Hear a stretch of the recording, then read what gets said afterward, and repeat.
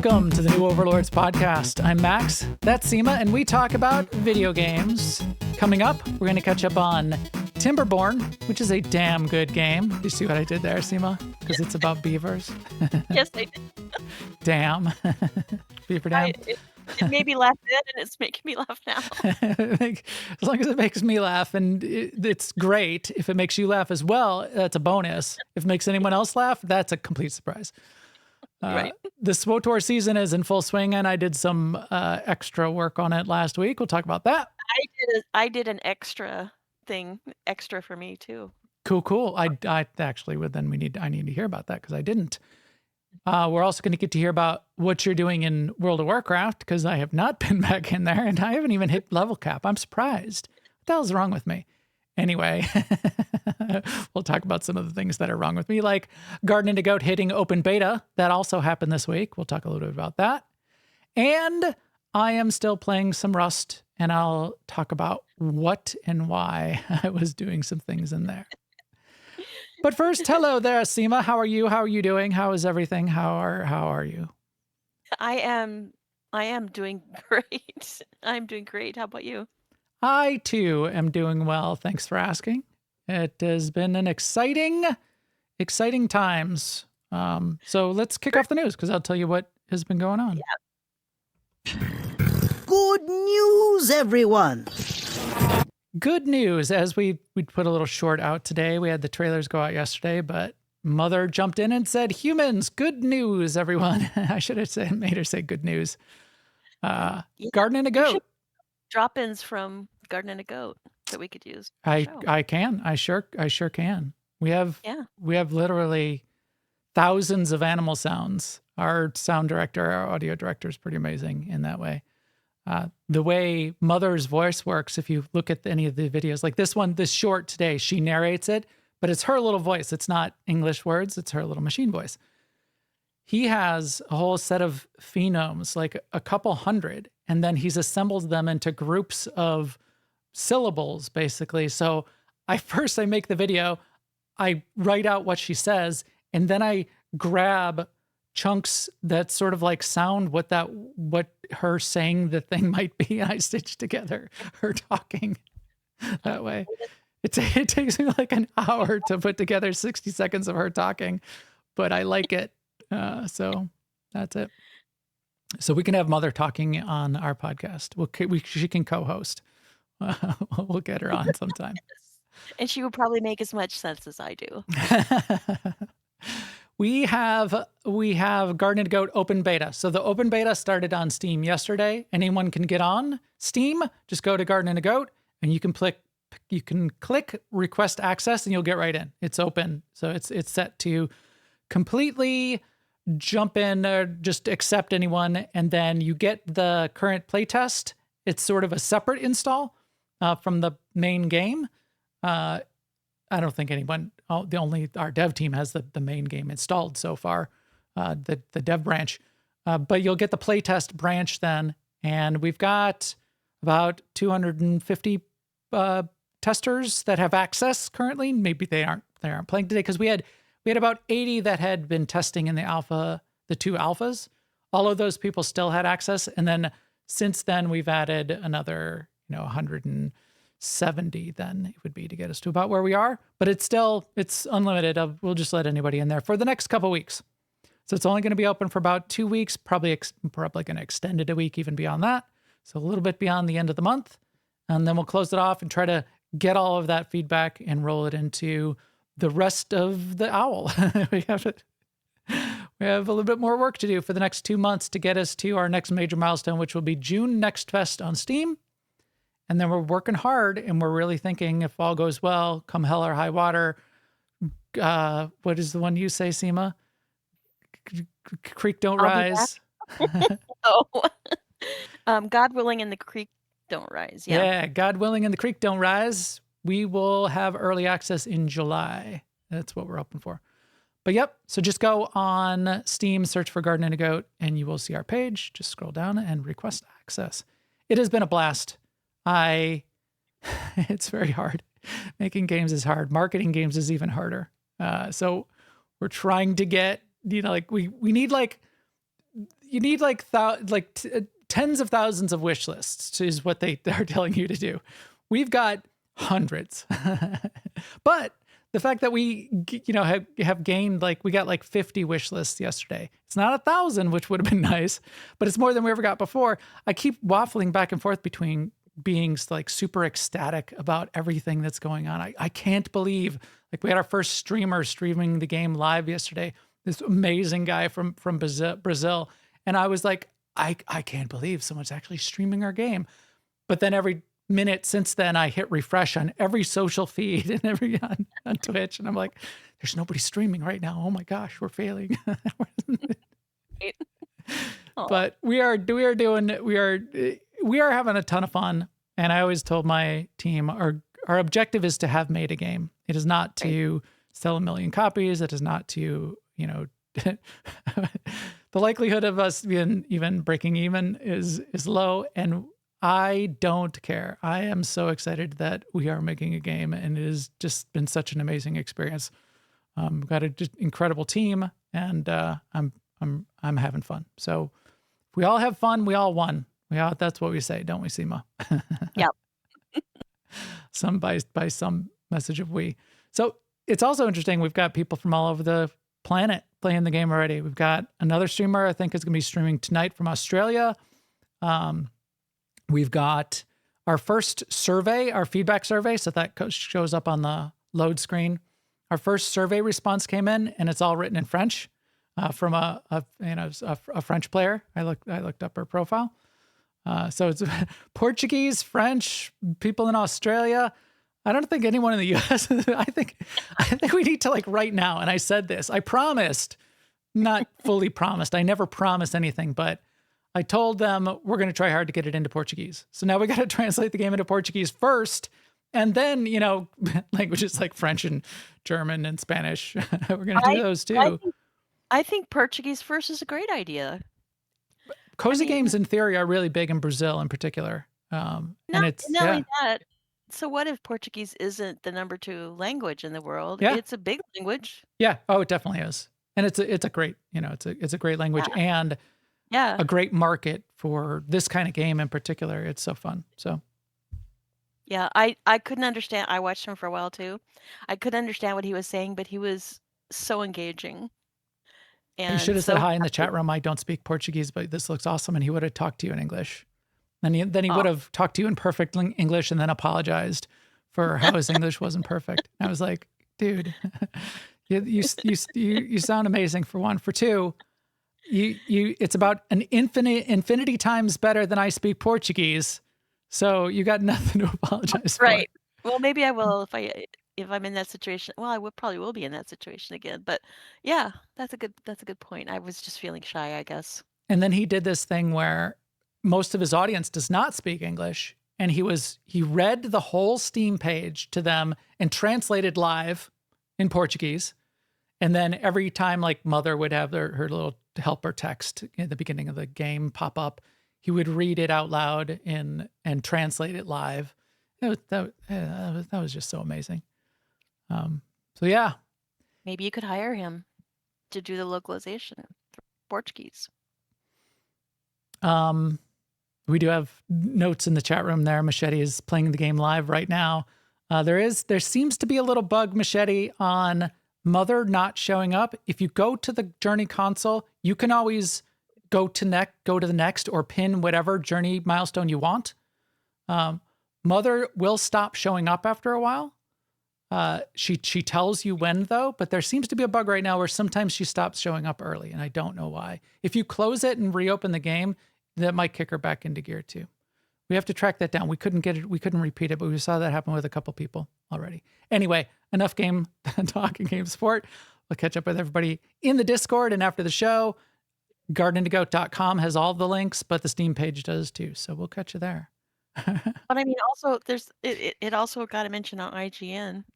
It got listed. Yeah, it got published on IGN. Yeah. So they haven't, like, written an article on it. No. I did reply so our trailer got published, and then it put the game description up there, and it really, even just seeing that blew me away, because you know how much I love IGN, and it's like the #1 games news website, I was like, oh my gosh, it's a real game. It's real. Can you believe it, guys? And you're not even doing like an early access. You're Right. doing a beta. It's just open beta. So yeah, it is super amazing. I'm really happy. And until I think too hard about it and think we need to do more. We need to have more everything. So I mean, another sort of reality moment is like when you read the history of every game developer, there's always 1 or 2 or 10 games that came first that you never heard of. Yeah. Right. Yeah, exactly. So this is the smaller game I wanted to start with. So, it'll be the smaller, lesser known game, assuming I ever make a game again. But, that's where we wanted to start. Okay. Other fun things are happening in game news. This is a game I certainly want to play. And it's going through a little bit of weird times. Subnautica 2. However, the news I was looking for, we did get this yesterday. Yeah, this is news came out yesterday. Early access in May. That's what I wanted to hear. So I'm looking forward to early access. I keep watching their dev videos. They keep publishing new dev videos, and they look really good. There's a lot of fun things. They talked about the building system. Their building system, it has evolved and become really, really good. It's this kind of procedural building. Almost feels a tiny bit like what you can do in Tiny Glade, but on a much more sort of like within the realm of you're actually building physical habitats that you're going to go climb into. But when you place a window on the sort of like the side of an underwater habitat submersible tube, you can like place a window and then say, then just like stretch it. I want the window to be this long or this long or go all the way. I want 3 windows and I want them equally spaced. And it's procedural such that you can then like cut these windows in dynamically. So they're doing some amazing things. I can't wait to see what's going to happen with that game and play it when it comes out.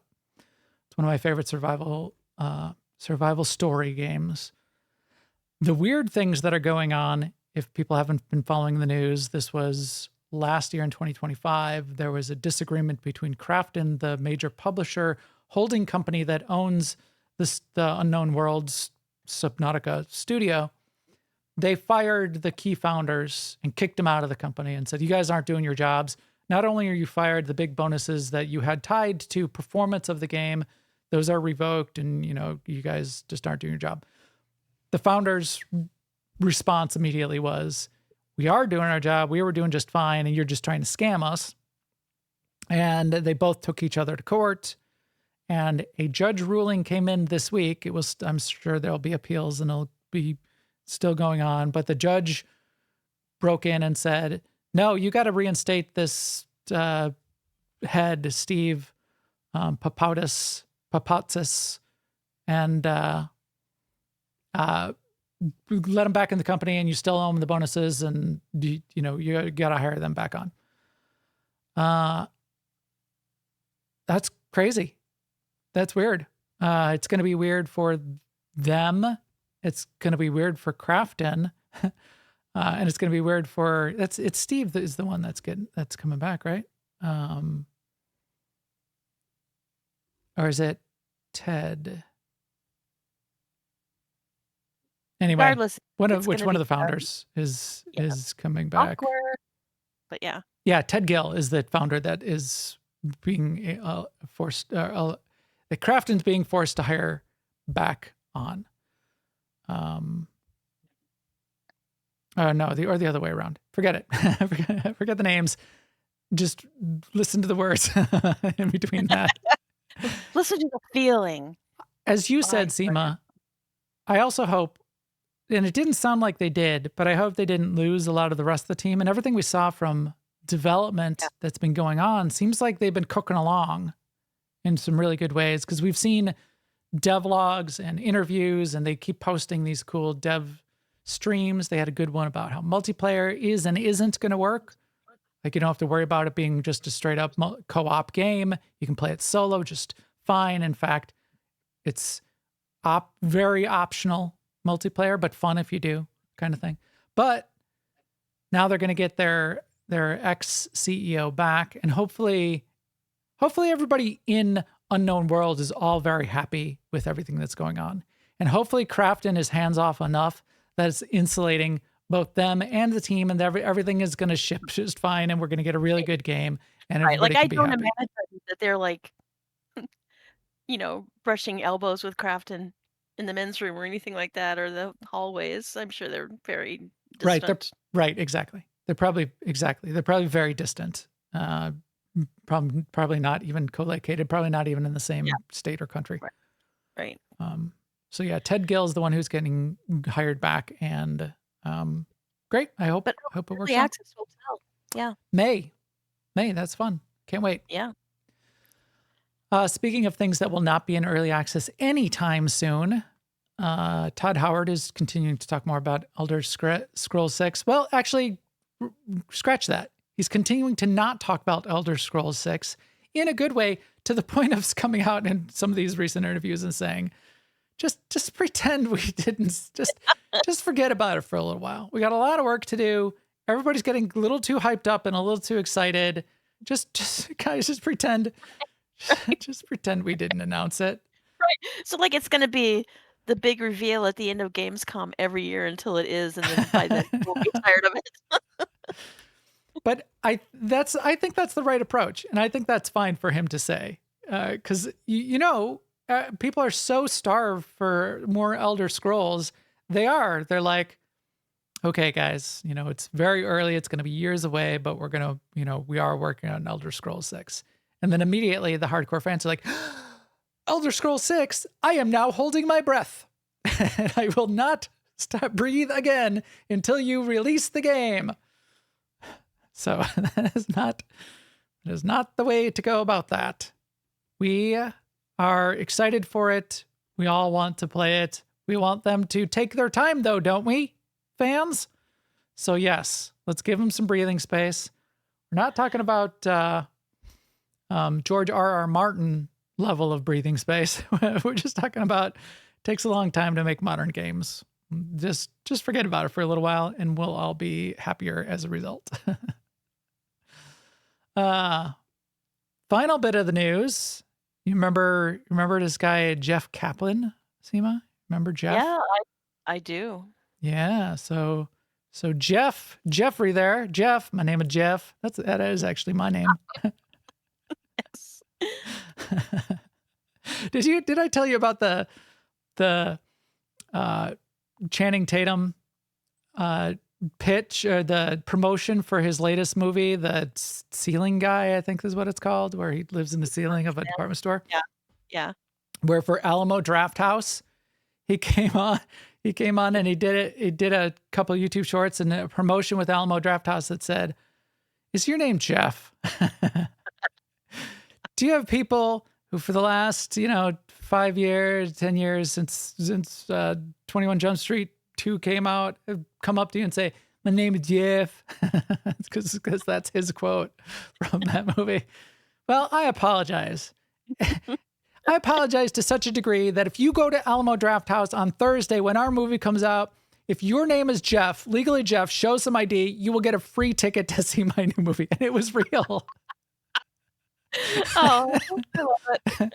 I didn't go, but my daughter was like, "That is amazing. We should definitely go." I think she was out of town at the time, but that was hilarious. I love that. She's been on the receiving end of you going, "My name is Jeff." Yeah. Times. Yeah, because I'm sure a lot of Jeffs don't like that. I, for whatever reason, do. Like, you ever go to the drive-thru? I do this all the time. You go to the drive-thru and there's like, can I have a name for the order? And I say, not in that voice completely, but close, and in my head, completely in Channing Tatum's voice, "My name is Jeff." And then, It's hilarious. So if all you fast food restaurant people in the area, now you know why. You know why I talk that way when I come up to the drive-thru, and then I laugh. Anyway, Because Jeff Kaplan. yeah. Jeff Kaplan, he was one of the leads at Blizzard for a long time. He started as a developer back in the day, but quickly became an executive, worked on World of Warcraft, and was kind of the face and lead behind Overwatch. For a long time, he was the face of Overwatch and the voice of Overwatch. He would do all of the announcing of new talk at BlizzCon and that kind of thing. Jeff Kaplan has been out of Blizzard for long enough that I believe all of his non-disclosure agreements are expired, and he can now talk in detail about Blizzard to the level that he went on the Lex Friedman podcast for 5 hours. This is the way Lex Friedman podcasts work, but it's a 5-hour episode where they talk and talk and talk about tons of things, about early Blizzard, late Blizzard, about Overwatch, the beginning of Overwatch, and about what Jeff is doing now. And that's what I'm most interested in, is what Jeff is doing now. By the end of the podcast, you can look at the chapters here, but he gets to what are your favorite games? What do you like to play? And he says, I like to play Rust. And as you said, Sema, Lex Friedman goes, oh, is that a PvP game? And he basically says, yeah, it's about the most PvP game of any game that you could. Right. And I think what he means by that, it's obviously not like PvP like Fortnite, but in terms of almost like a persistent world and the most PvP you could get in a persistent world, that's kind of like what Rust is based around. You could argue that there's some just as PvP-ish even in some semi-persistent worlds. But yeah, I've been playing some Rust lately in a non-PvP environment, but definitely in PvP. It's there. So I haven't listened to his 5-hour podcast yet, but I mean, my first take on it is it's nice that it's a PvP game and he's calling it a PvP game instead of it's a PvP game and he's saying it's fine though, you can opt out, like they said for Dune Awakening, stuff like that. Yes. Right. Being honest about it and I think is much better for both the fans and both the purity of your mission to create an environment or do what they do in Rust as well, is you can spin off a private server that's PvE and just let it be PvE. You want to play PvE? There is a mode for that, but don't have a PvP game and say, but if you're a PvP player, you can come and play. There's like niches for you to play too. You can just like cower under a counter and do slave work for us while we have fun and do the rest of the game. Right. That's not a PvE game loop. Stop it. Which is what so many of these shared environment games try to say and try to be. Yeah. If there's PvP everywhere, it's a PvP game. So Star Citizen is a PvP game. Just because you might have like Eve tries to say, because you have like the high sec systems where there's sort of like a police force, it provides a lot of opportunity for PvE gameplay. Yeah, except it's punishment after the fact. Is anyone can kill you there. They're guaranteed to die in high sec, in like a 1.0 system. They're guaranteed to die. There's no escape, but they still kill you and ruin your day. And they get a kick out of doing that.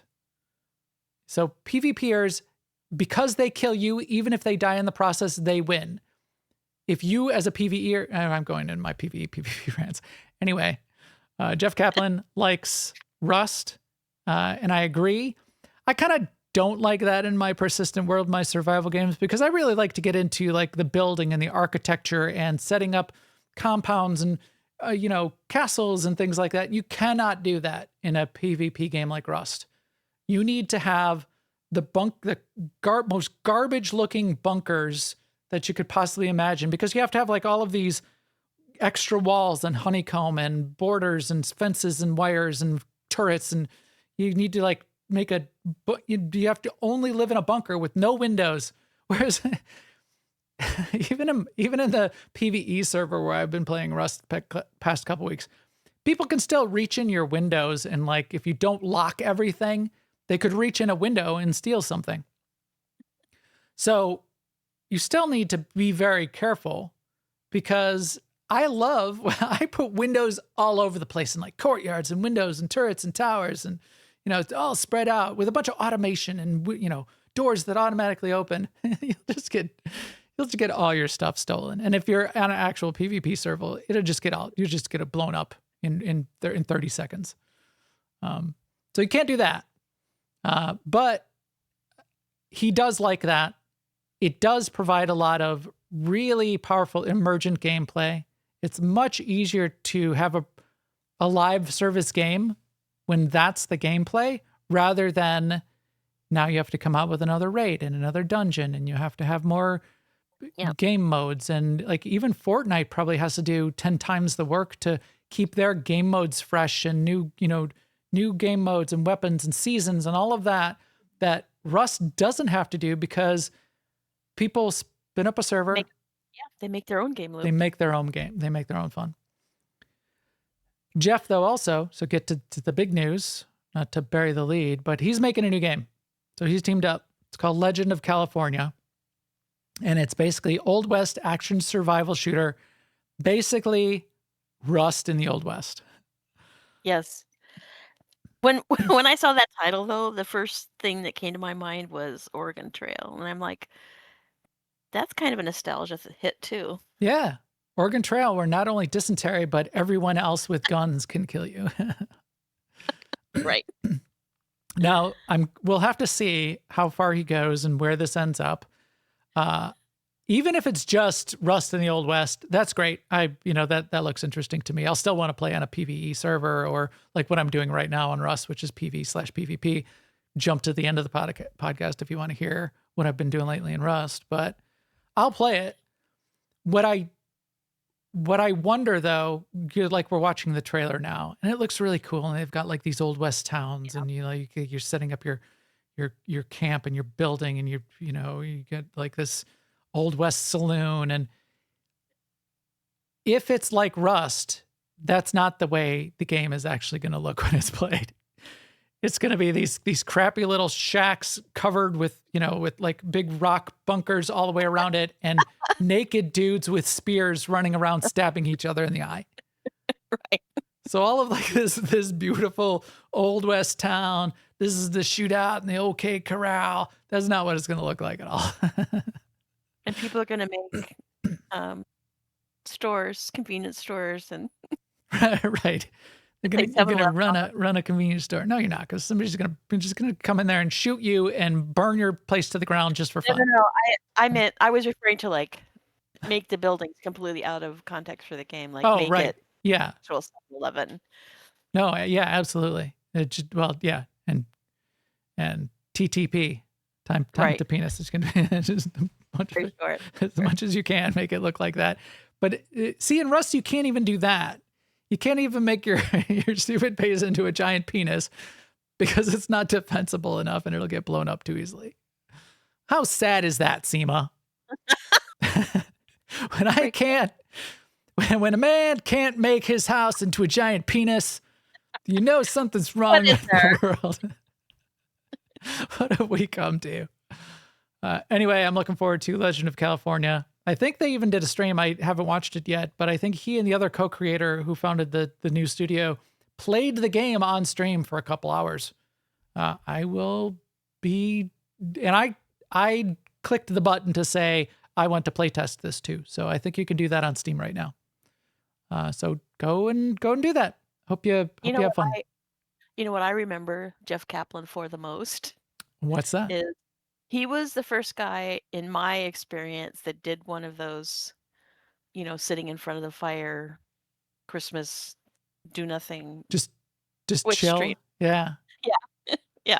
Chill quietly in front of a Yule log as the Yule log offering. That's really good. I like those too. My favorite is the Ron Swanson one. Yeah. Yeah. But yeah, look at this. Now I've already moved on. I'm distracted. My favorite one is the Max one. The which one? When you played made that the loop of you playing what is that game? Minesweeper. Minesweeper, yeah. That was my April Fool's joke. Like that was like 12 years ago. I did an April Fool's stream. I'm like, our podcast is done. I'm turning it's going to be Minesweeper streaming 24/7, all Minesweeper. And I made a Minesweeper, me playing Minesweeper on a loop. And I streamed it live for like all day. That cracks me up. At least I cracked myself up. I think I still have that recorded. I'll dig that up sometime. Crimson Desert's coming tomorrow. This is going to be a big deal. This will be, I guarantee this will be a big deal. I will be, actually, let me say something realistic. I will be very surprised if this isn't very successful and a very big deal and likely runner-up for a game of the year. So I will be playing it this weekend, very likely. Although I do want to play a little bit more Rust, and it's hard. There's too many good games to play. I'm probably going to be streaming Garden and a Goat on Friday and again on Monday. If anybody wants to sort of jump in, I think I'm just thinking like a Friday night and a Monday morning. What do you think of that, Sema? I think it's a good plan. Do you? I think it's a great plan until then I think that nobody's going to watch. And I'm dumb. Why should I even make a game? Oh, life is hard. Yes. Whiny Max. Especially problems. That inner life. The inner life is the hardest kind of life. Yes. The things that go on in my head, you would not believe. You would not believe. Anyway, Crimson Desert. Oh, look, he just pet the dog. Damn it. It looked pretty good. Emmy is the master of petting our animals. You know, you can pet every single animal in Garden and a Goat. Better be able to. Not only can you just pet them, but each animal, there's different ways to pet them. Like if you pet it twice in a row, it's random which petting animation you might get. They're simple. We're just a little game. We're just a couple people, but Emmy is doing most of that work, and it's great. You know, little head scratches, little drone. You can't pet the drone yet. You will. I promise you'll be able to pet. I hate saying I promise, but you'll be able to pet the drone. I think you're going to have to be able to. I think you can already rename the drone. But now, I didn't want to, but I think you're going to be able to rename the goat too, because I told you that Brazilian streamer, they kept calling, the whole stream had a name for the goat. She says you can't. You can? You can rename the drone. Great. So Emmy, our co-developer there in the chat room. No, she means that you can pet it. Oh, you can pet the drone? Oh, good. Oh, good. I read chat. I read time delay. I was elected to lead, not to read. No, I meant I could interpret put it back in time. Yeah. Right. Sema has come unstuck in time. She can put all the pieces together. Sema lives backwards in time, like on Doctor Who.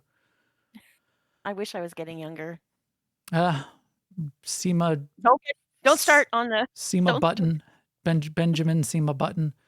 Right. Sema Button. That is great. So yes, you can pet the drone, but that was a pretty good dog pet here in the Crimson Desert video. But I bet you can't pet all the animals. So no, not like our game.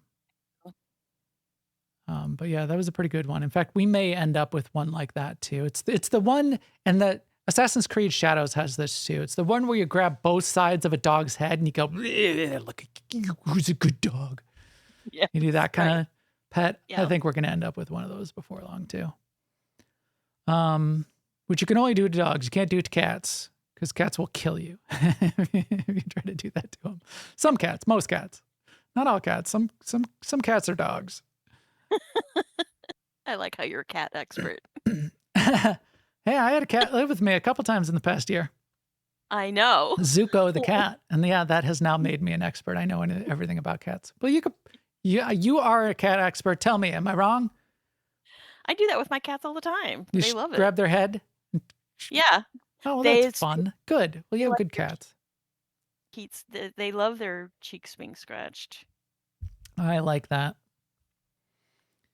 So yes, Crimson Desert. That is awesome. And then That's it. One last headline. The Xbox Game Pass for March. The second half of their announcements for what games will be available on March. Resident Evil Biohazard will be on Game Pass. The Long Dark.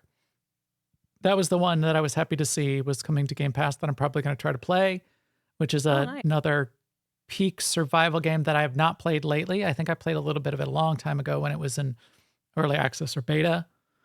Alters is on here, a very underrated sort of like survival crafting sci-fi game that I think is amazing. Like if anyone likes the new Star Trek Voyager game, I think you would like Alters. In fact, I think you would like Alters a lot more. Not that the Star Trek game isn't, if you like Star Trek game for the story, then you're obviously not getting Star Trek. But the gameplay is just amazing in the Alters and really underappreciated. But did get a little recognition at the end of the year at the Game Awards.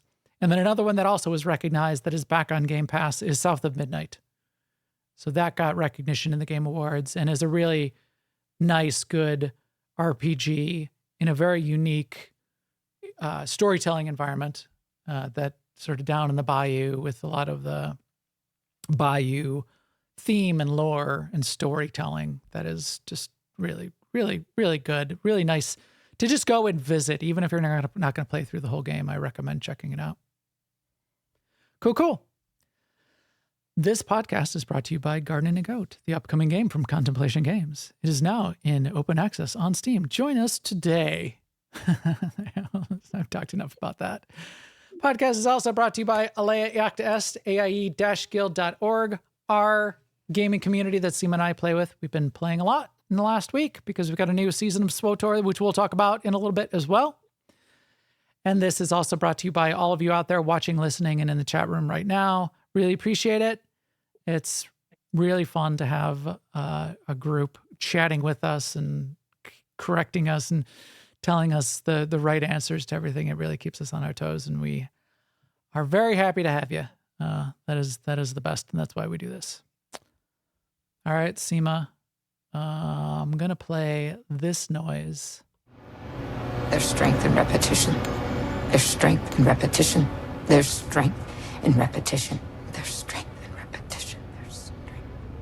In a good way, there's strength in repetition for this game called Timberborn. So I posted in our Discord early in the week, last week, and I said, I'm going to try a new game over the weekend so we can talk about it on the podcast. And my ideas were the Pragmata demo, which I still want to get to. What else was it? What was the third one? Timberborn. And then there was a third one. Kingdom Come Deliverance 2? Maybe to finally get to that. I don't remember. I don't remember what the third choice was I gave. But this one out, Timberborn. So I played Timberborn. What is Timberborn?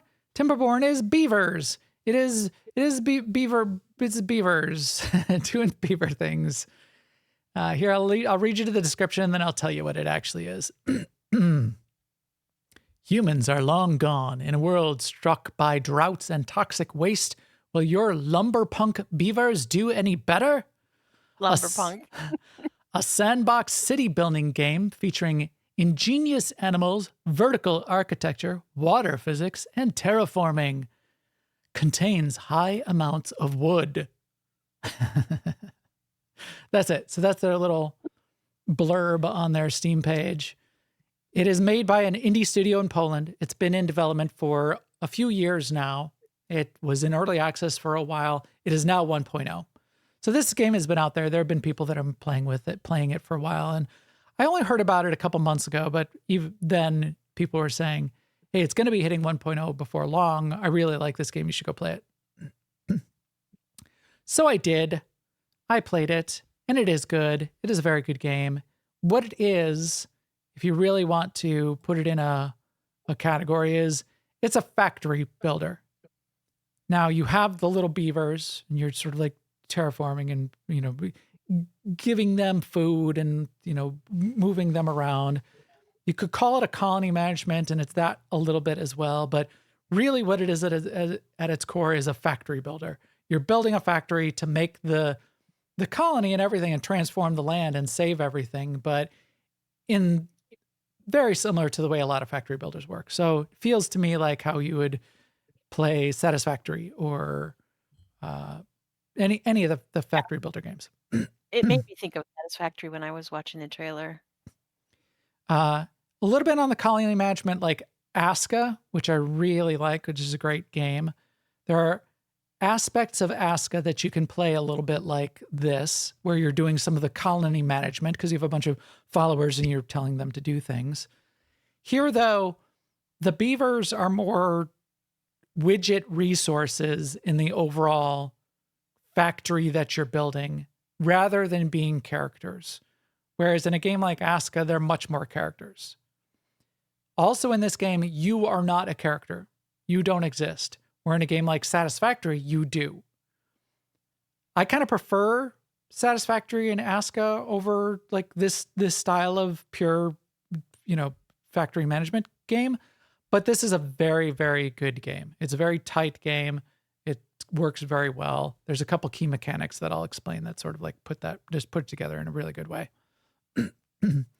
Really good graphics. You can zoom way, way out and way, way in, which make it feel really good when you're like zooming down to watch your little beavers do their work, or zoom way out and see the entire map.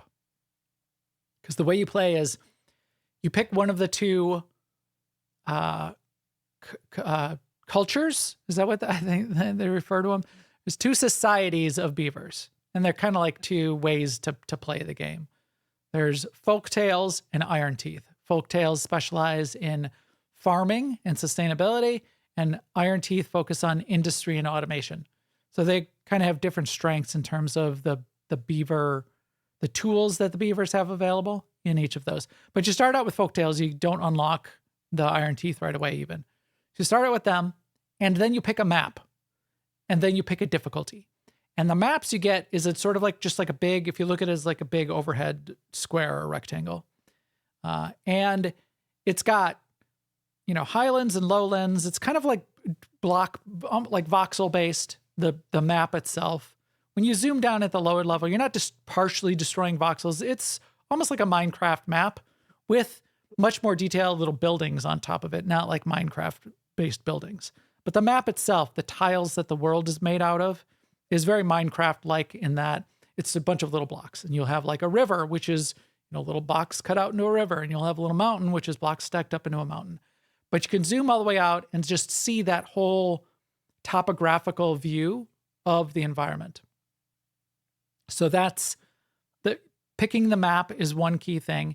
Completing a map and like transforming it and fixing it all up is a different challenge for each of the maps that you might do, because some of them will be more difficult than others. Some of them might be more challenging than others. So there's easy maps and hard maps. And then the second factor that you're choosing is the difficulty. So the difficulty is either like a story mode or a normal mode or a hard mode. So easy, normal, or hard. Because there's a bit of friction that impacts the world that you need to engineer around as well. The two main bits of friction are droughts and bad tides. So drought is just the land will dry up for X number of days, so you better have stocked up on water and food to just survive the drought until your crops start growing again. The bad tides are much sort of more impactful. This is lore reason why this world exists is humans corrupted the world, it all got polluted, and the bad tide is like the pollution flooding the land. It's like a tide of pollution that floods the land and like destroys buildings and destroys crops. If you're careful, you can engineer around it and protect yourself from it. If you're not, it's a natural disaster and it'll sort of wipe parts of your map. However, it's also kind of like a real-time strategy. The beavers are doing their work and they're gathering resources and they're building buildings. And if you don't do enough in the right order in time for the drought or for the bad tide, you might not be prepared. And that's part of the fun and strategy of making it happen. And your beavers may die. Yeah, they showed dead beavers in the little trailer. That's sad. you're gonna feel really bad if you kill all your beavers. You're if you watch the trailer on YouTube, I like the comments too, like, all positive comments. And then this one guy says, I like beavers, but I really like marmots. I wish someone would make a game with marmots. This is the story of game development. Yeah. Somebody did reply to me on one of those social networks, or maybe on our YouTube video for Gardening a Goat last week. They were like, do you have any skunks? Because skunks are my favorite animal. I hope you have skunks in the game. I'm like, yeah, we don't. But now I want skunks for one. And for two, right. We have like this idea. It's not in the beta yet, but we have one already. It's a pest. So each garden is going to have a pest that comes in, like, doesn't wreck anything, but like makes your plants not grow as well. And I was thinking a skunk could be a pest, but now it can't. That's somebody's favorite animal. But I always knew whatever we picked for the pest, somebody was going to want it as a pet. Besides, skunks, I don't think are pests for gardens, right? No, they're not. Anything you think of as a pest isn't really a pest. Right. Invasive species is really what we call them. So it could be a fine animal. Like our first invasive species is a wild boar. It's wild pigs, which are a very dangerous invasive species. They're a fine animal on their own in their natural habitat, but not when they're like disrupting, natural habitats of the, Midwestern United States where they don't belong. Right. Like, where was it that, was it like bunnies or something that became invasive in Australia? Oh yeah. Deer. I think there's like these little cute little African deer that are dangerous invasive species in Texas right now. I mean, deer are a very serious pest for gardens. I thought, but that would be even indigenous deer. Yeah, that would be rough for your game to introduce pests, and they were deer. Right. Deer and bunnies. We have this dangerous invasive.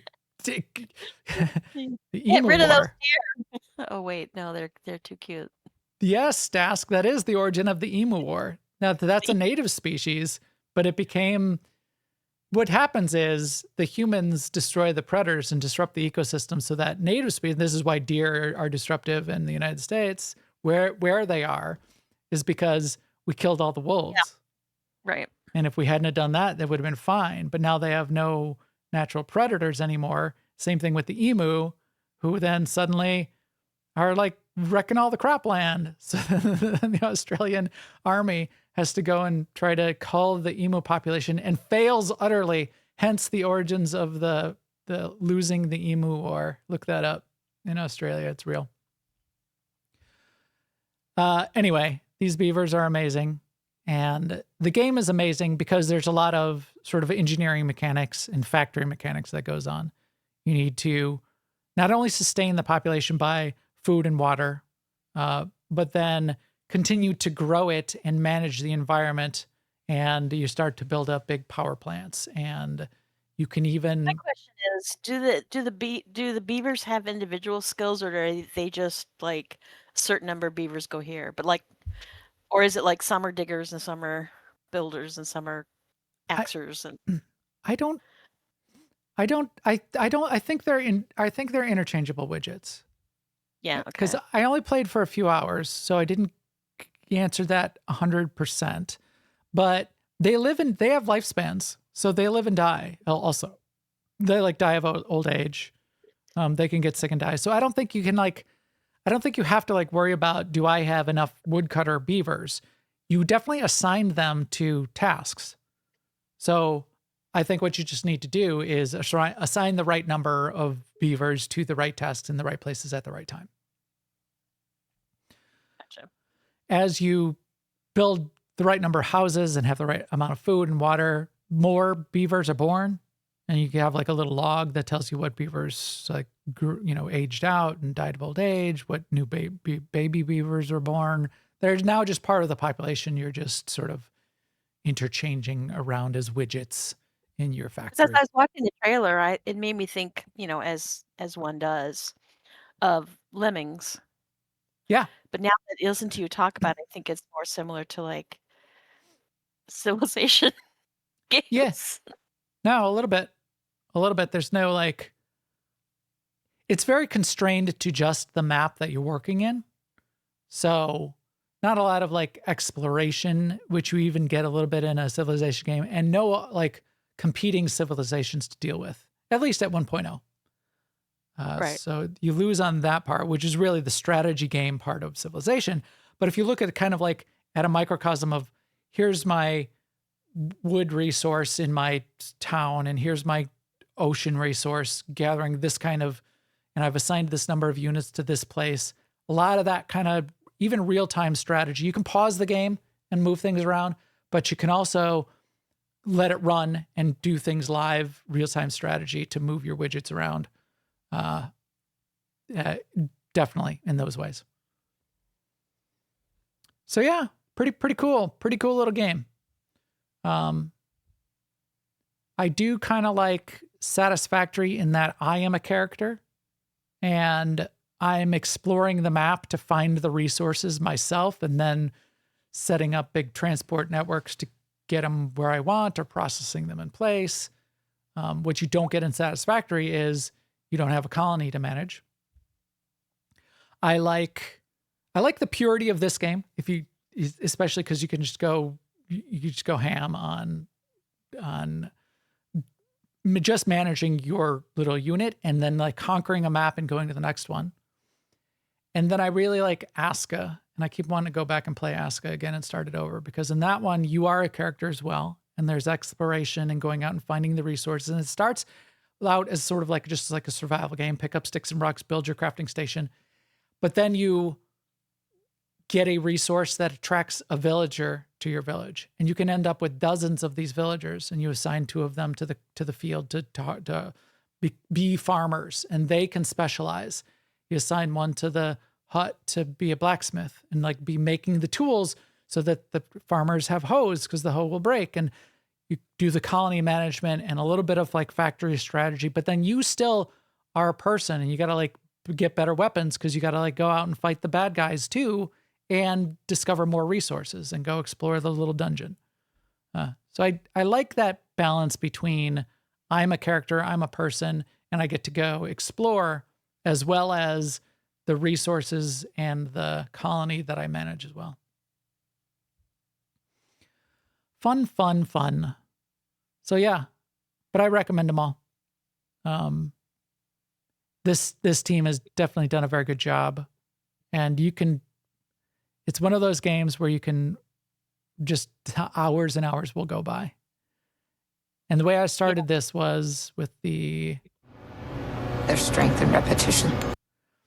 It's the kind of game, and I already did this twice in the few hours that I played, was start the game, I'm playing through the tutorial, I'm laying out my stuff, build a little water wheel, build a crop, build a farm. I'm like, this could be so much better.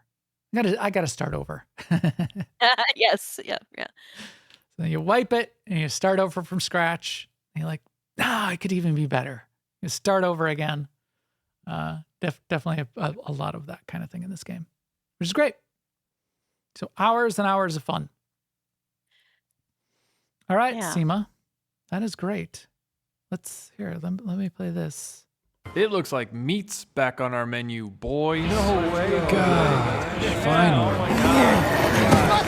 I kind of like the mango bread. You, I heard, are back to a main course in World of Warcraft. Yes, aren't you? with Midnight first went through the pre-release and then the release. This week. So like the first 3 weeks of the actual launch, each one has a different set of things coming out. And so last week was leveling and a few things available. This week is when it kicks off in earnest and you're actually able to sort of earn the things that you want to earn to build towards gearing up. You could get like a head start last week on some limited things. And then next week is there's going to be more. So for one thing, LFR came out this week, which I did. I did do LFR. There's 2 raids that came out this week, and they both have one wing open in LFR. And I was playing earlier today, not really Didn't really have a lot of game time and didn't really want to do something, that I had to learn and focus on and all that stuff. So I said, I'll just go be entertained in LFR, which LFR is always entertaining. Right. Okay. Actually, I should say LFR, looking for raid, that is like raiding where everyone is a pug. And everyone doesn't know anyone, right? So it's a pickup group. Yeah. Automatically queued in, a bunch of random strangers in a very story mode, well designed for a bunch of random strangers to go and right. roll their face on their keyboards and pretty much get it done. But traditionally, the first week of LFR can have lots of like frustrating wipes and stuff like that because nobody but people who play on the beta or watch videos know what the fights are. Anyway, so I did that. That was fun. I talked about this last week. The prey system had normal mode and hard mode last week, and then nightmare mode came out this week. And I haven't actually tried the nightmare mode yet. I did do I had to do like 3 or 4. I had to do 4 prey. It could be hard or normal to get enough points in the track so that I could open up nightmare. So I have done that, but I haven't tried nightmare yet. I'm a little bit afraid because I understand there's a mechanic in nightmare where you have 20 seconds to make a killing blow or you get killed. And that's not my forte ever. So I haven't tried I haven't tried it yet because I didn't have time to like I said, I didn't have the focus and whatever.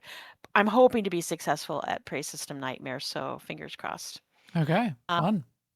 Also, the Delve track starts progression this week. We had Delves open, a subset of Delves open last week, but you couldn't progress the track. So this week you can progress the track. I did do 1 tier 11 goal Delve last night after everybody went to bed. And that was rough. So I don't know if I did a harder one or if I did an easier one and the others are going to be worse because that kind of wisdom isn't out yet, like what's the easiest Delve and all that. And the way I ended up beating it in the end was I had to find a way around certain packs of mobs because there was one particular pack of mob that had 3 like these armored dog things that just immediately killed my pet. Yeah. And then they would kill me or I would immediately get aggro from healing my pet because they were in the middle of immediately killing my pet. Right. And I tried them several times, and then I found that in this particular iteration of the Delve, because they're a little bit procedurally generated, the map is not, but where the mobs are vary. I found that I could do a route that went around those packs that I couldn't kill, and enabled me to get the objectives. And then when the boss, I didn't know where the boss was going to be. It just out of luck, pure luck, where the boss spawns on that map was totally free of any of these dogs. So I had room to fight the boss. Oh, and the boss was way easier than these 3 dogs. So I don't know if that requires tweaking or if I need to up my game or whatever. I haven't made any judgment on that. But anyway, I have done 1 tier 11 Delve, which is the max level Delve. And that bodes well. That means that as I just get more and more gear, they'll become easier and easier. And Delves are an important part. It can be an important part of gearing up for raiding. Well, so that's good. You're definitely deep into it. How do you like, or what do you feel? Because I could see the value of it, especially from a developer perspective, the season and the time gating on the content. Is that feeling fine to you? Does it frustrate you? Because I could also see it being frustrating. Last week was also learning all the new stuff. Yeah. And leveling. Do you ever wish it was just all there and you could just go at it at whatever pace you would want? Last week I wished that the Delve track was already started because that was what I wanted to play last week. I wanted to progress my Delves. Now, of course, that's a double-edged sword, especially when you've got like a team of hardcore people. Because if it was all there, they would all do it in one night, and then you would be like, I kind of wish this was time gated, so I didn't have to like. Right. So I feel like the time gate actually kind of helps me preserve a sort of sense of life sanity. and balance. Sanity. Yeah. Yeah. That's how I look at it. The I wanted to mention too, like in the prey system, yes, you can get ambushed at any time, but it's circumscribed in a way. You can play it one of two ways. You can play it like pick up your prey target and then just go do what you were going to do in that zone anyway, and then it just ambushes you periodically in the middle of whatever you're doing. Or you can do what I have been doing recently, which is you go to a specific area and you do a specific high risk task that's probably going to trigger an ambush, and then you're more ready for it. Yeah. And then you get all done, and then you go do your fight and you're over with. Yeah, bait the ambush. Yeah. At a more optimal But as time. I get more confident, I can just pick up an ambush. I can pick up a target anytime and just go about my business, and then just kill multiple birds with, one demon. But which is already how the cool people are playing. But Yeah. Well, that's so, cool. I do like that. We talked about it last week. I do like that kind of idea of the prey system. Yeah. I think that's a cool thing. It's like a Nemesis thing, but it is uniquely WoWified too. So it's cool. That's cool. All right. I will talk a little bit about Rust, but let's talk about SWTOR first because we both played that. Yeah. Our season, the big chunk of the season objectives started last week. And the thing that I did there, which I surprised myself with, was I did all of the 12-point objectives. So how was the first week of the season for you, Sema? So I did all the ones that I would normally do. So I did a mix of 8 and 12. And then I also did 5, which ended out to be 7 targets last week for Starforge. And then I went over to Shevizla, ended up doing 5. Oh, that's right. You punish yourself in other ways.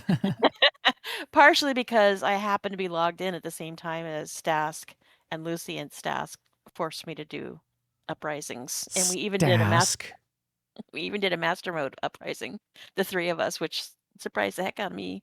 Why did you? That's a Stask thing. Yes. It's like, I've got 5 minutes. I just want to get a quick objective done. Now let's do master mode. It's like, why? Why? We don't need to do, that's not a requirement. We don't need to do master mode. But it worked. Look at Stask in the chat room. Sema Marie, stop gossiping. We know, Stask. We know what you do. You can't hide it. You don't blame this on Sema. But I want to talk about this week, because my playtime has been circumscribed this week, so I didn't make it to MFN. And I when I got home was like 11 or 11:30, something like that. And I wanted to, so I've decided to follow my own advice, which I've never actually done before, which is like go out on Tuesday night and just wait around at a boss for a group to show up, because it was the DVL bosses and I didn't want to get behind on the DVL bosses. So I said, take your own advice and go do that. So, which was great because all I felt like doing was waiting around. Anyway, I was so tired. Yeah. And so I actually did do the boss on Coruscant and the boss on Hoth in this way, which is first for me. It was hilarious because the first group, they showed up to do the one on Hoth. There was not one single tank. That's almost, you can't do those without. So it was like just various people kiting it all the time. And it got reset and reset and reset because people just would go, and run away, right? And then the boss would go with them, and then right, because it'll get leashed very easily.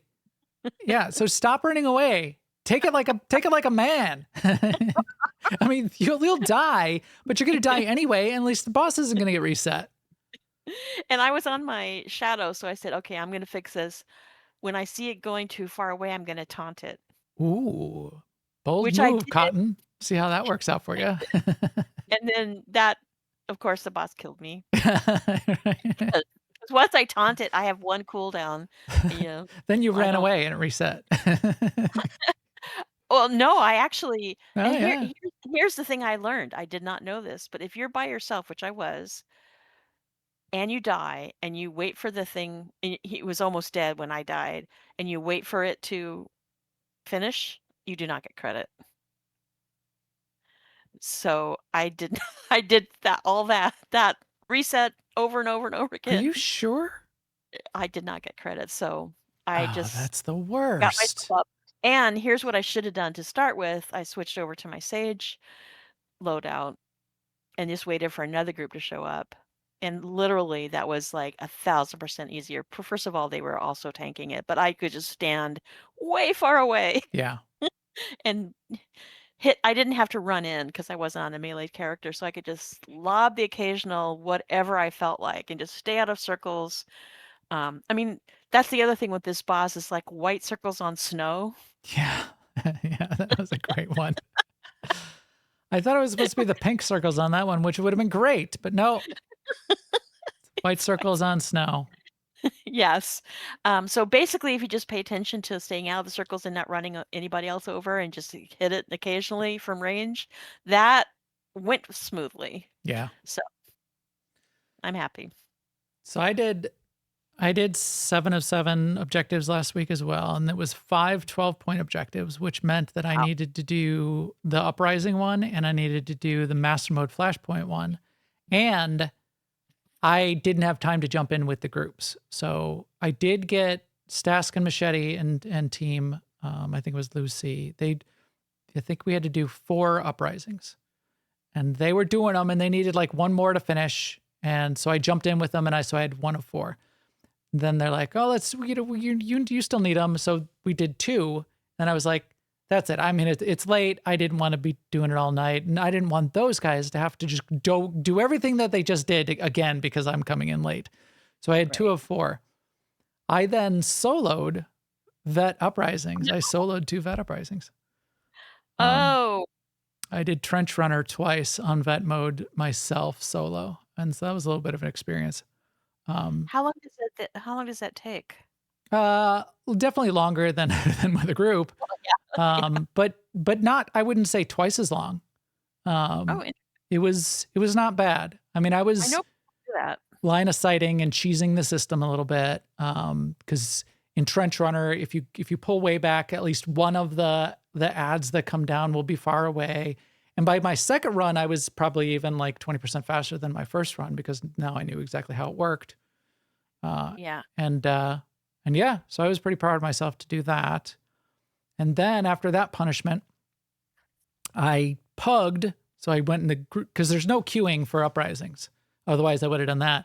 But I pug queued for a Master Mode Flashpoint and lucked out. So we got Foundry, which is an easier one to do and fast, and a really good group, and just like flew right through. Nice. Everybody knew what they were doing. The tank was good. In fact, the tank was like, what is going on? The last one I was in, the DPS were like I was like out DPSing the DPS. You guys are amazing. And we just like cruised on through. I'm like, oh, I got so lucky because it can be bad. Out of the 30 or so possible flashpoints, the dungeons, you can pick like 4 to cross off your list, but only 4. And then you have to go random on all the rest of them to get credit. So you could click off the 4 worst ones, but you could still be in there for like, good 2 hours of wiping on a bad one. And this was like 15 minutes of just cruising on through. And we did the bonus. They were like, oh, you want to do the bonus? All the bonus objectives, kill the bonus boss. It's like, yeah, no problem. Barely an inconvenience. It was great. I know you would have helped. I know you guys would have helped. So this is Machete and Stask are in the chat room right now. You guys were not, but I don't like doing that because like I knew you guys were doing stuff on like Shave Vissel and all these other. You got your own stuff to do. If I should have jumped in the night before and I didn't, and that's on me. And I feel really bad dragging people through it.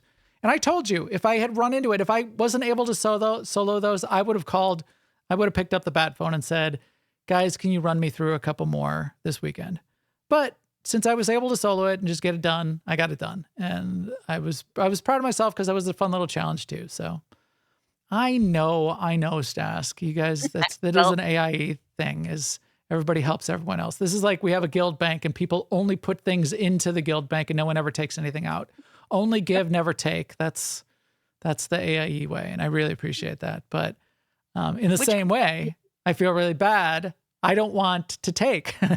So I know you guys want to give, but I only want to give also. So, but yeah, it was fun. Just to have something a little hard to do. And I was able to get all those objectives done. So that was fine. Although, so here's something funny. I was so proud of myself.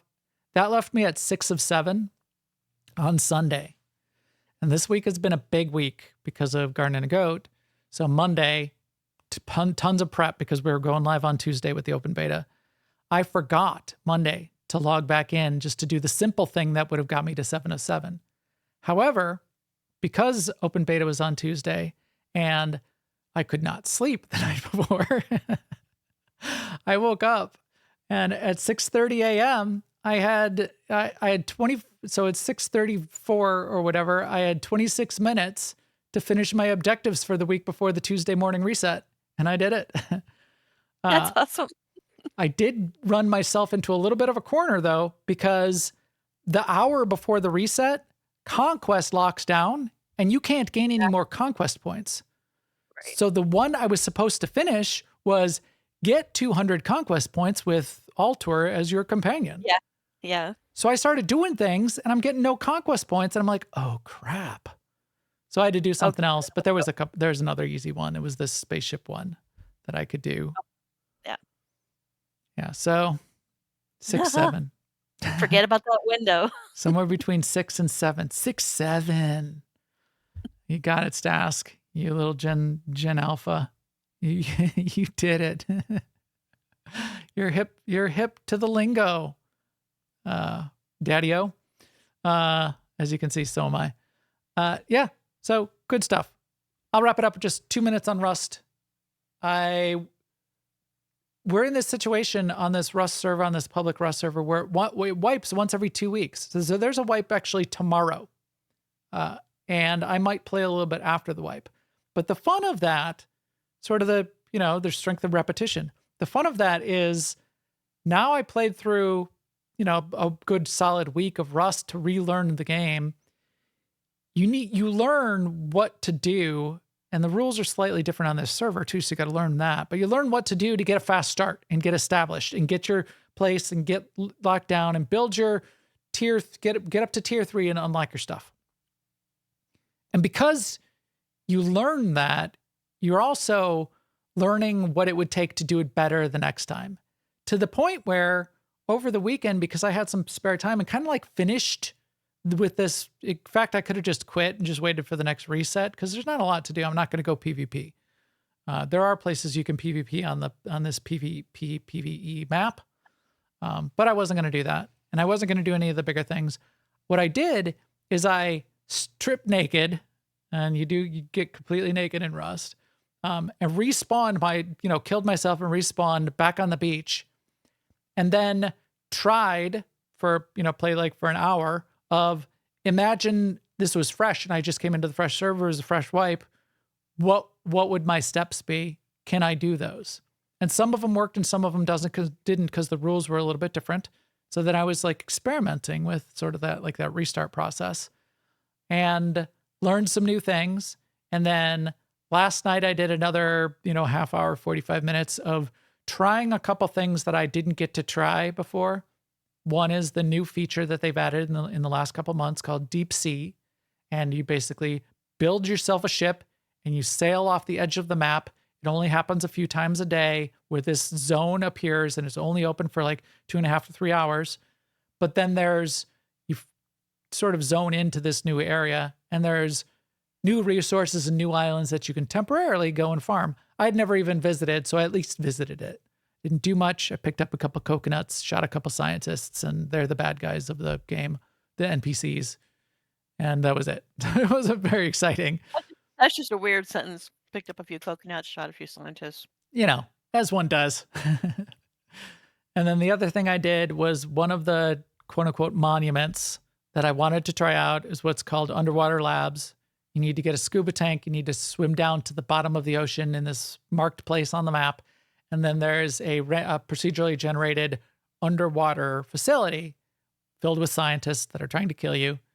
And I wanted to see how good of resources it is, because it's something you could potentially be doing early to get the key thing you need to unlock your crafting tables. So I tried it out. I was able to clear it. I did get killed once, but because I had never fought in this place and with these scientists before, so I'm learning, it's fun. It was fun to sort of like learn it, see if I could do it.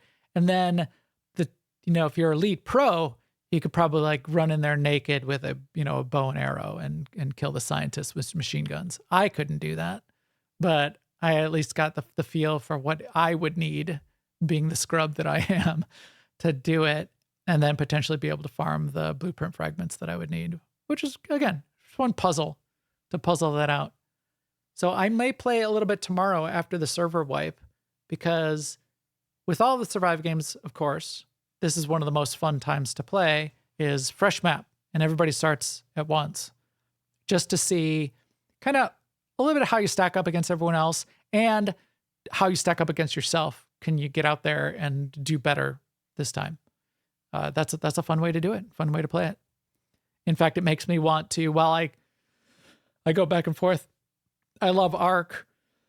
We're very advanced in Ark now, and there's still much more for me to do in like the end game. But those opening moments of naked with rocks and sticks and fighting your first raptor is just one of the most fun parts of the game. It just makes me want to get the band, get our squad back together and say, should we do a fresh? Should we go, naked and alone on the island and just start from scratch? Want to do it? And every once in a while we do, and that's just really fun to do in any of the games, any of the survival games. It's just really fun. Okay. That, I think, is going to wrap us up for today. Anything else before we put a cap on it? Sema?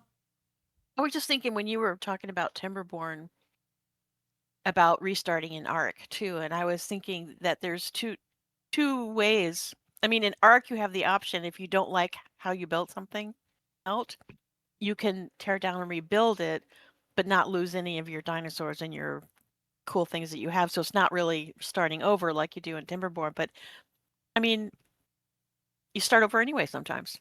Yeah. Yeah, because it's the early progression, and it's sort of that reward loop that you feel with the earliest progression, where if you've got a bunch of resources and a big bucket of all of the resources to fall back on and all of your dinos and that kind of thing, you're not really starting over. You can rebuild and you can build new bases, but yeah, it feels really good. I mean, I like that too. Not, but for me, it would be in MMOs. And so like our experience as a build doing the fresh server, Shea Vizsla, when it was fresh, for me, it still continues because the server has such a small population. Day one in Elwyn Forest, it always feels good. And I used to do it in a self-imposed way in WoW also too, like start in a new server with no cash and just not enough money to even do the training. Yep. Yeah. That's fun times. I get it, man. Yep. I sometimes worry about Garden and a Goat when you try to show it or stream it or start a game. You start in a desolate landscape. And one of the things I worry about is it doesn't look very exciting. So our latest trailers, we show right away tons of animals and plants and everything's sort of like grown out. But one of the most fun parts is you start in the desolate landscape. You plant your first mushroom. And you plant the little grass. And the first bee shows up.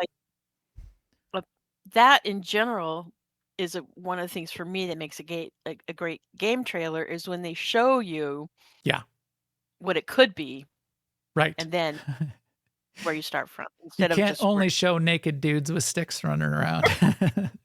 Because then you go, what are we doing here? You're only going to get people who want to play naked dudes with sticks. And there's a market for that, granted.